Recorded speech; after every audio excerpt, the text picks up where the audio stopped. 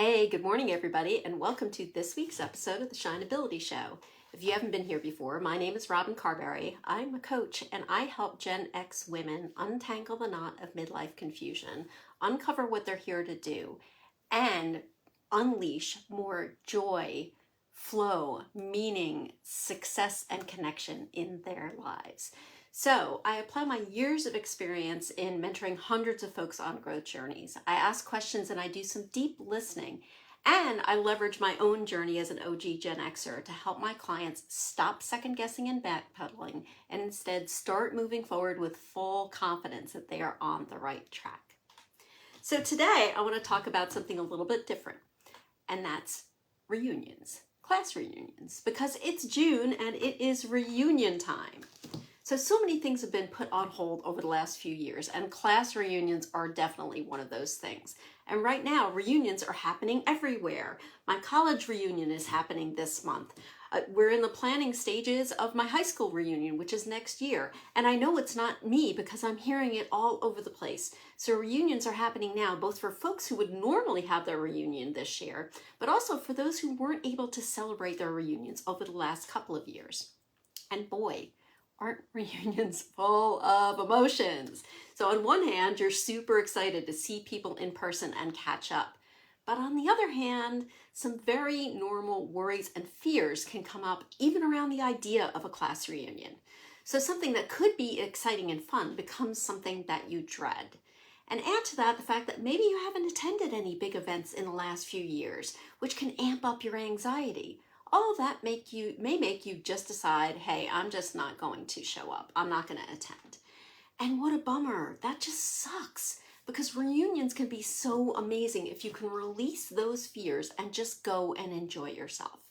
So in today's episode of the Shineability Show, I'm going to share how you can work through those most common fears when it comes to showing up for a class reunion, so you can embrace the excitement around it and create some new and beautiful memories. So if you've got a reunion upcoming and you're on the fence about it, then I invite you to listen in.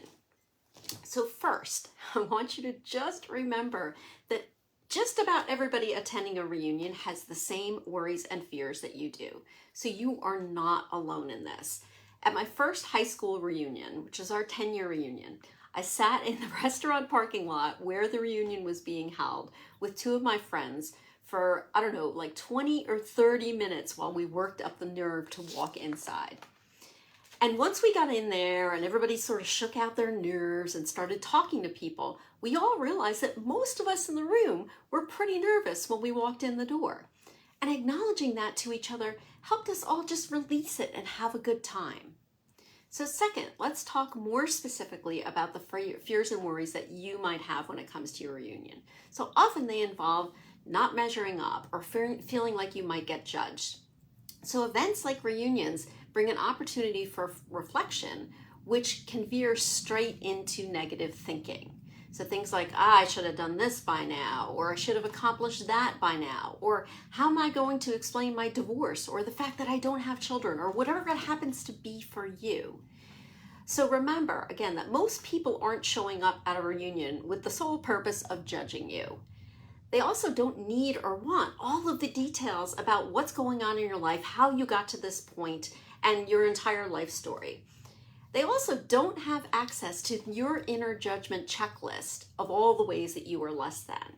So some things that can help your confidence here. So just like I did for my 10-year reunion, meet a friend ahead of time and show up to the reunion together so you both feel more comfortable walking in the door.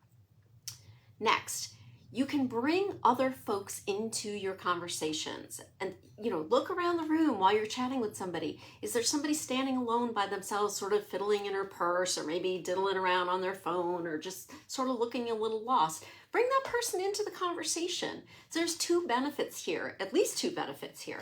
First of all, you make everybody feel included. You help everybody feel like they're part and that they can participate in the conversations. But also, it helps take the focus off of you. So if you're not really comfortable talking about all the things that are going on with you, you just bring other people into the conversations and make it more of a bigger group type thing. Another thing you can do is keep moving around and talk to different people. So you aren't obligated to continue one conversation the entire night.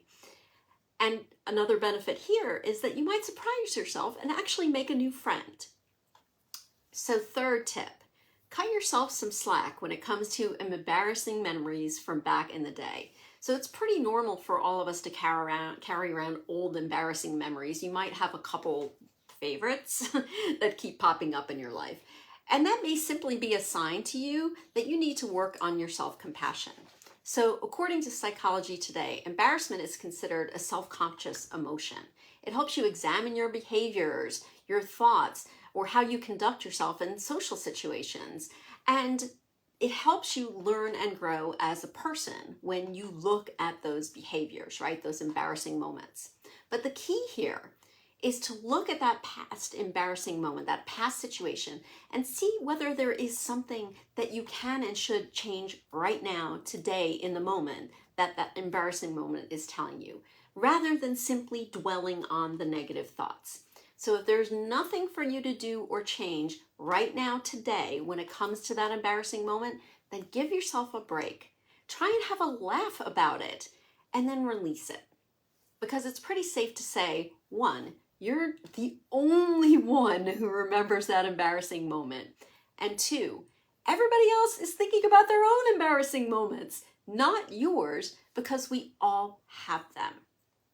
So reunions can be a heck of a lot of fun, a time to reconnect, a time to catch up with old friends, but also to chat with unexpected people. So I've had some of my most memorable moments at reunions when I spent time with people that I wasn't necessarily friends with in school, high school, college, whatever it happened to be. So be open to having some fun, however that might show up for you. Put the date on your calendar and look forward to it. And that is literally your Jen experiment for this week, which is to say yes to the reunion if the date's open on your calendar and you can get there. If you take these tips with you on your trip, then you will have a memorable, lovely, fabulous evening. So that's it for this week. I hope these tips were helpful. If you have any questions around any of this or just in general, then please just let me know. I am here for you. I hope you have a great rest of the week, and I will see you next Wednesday. Bye.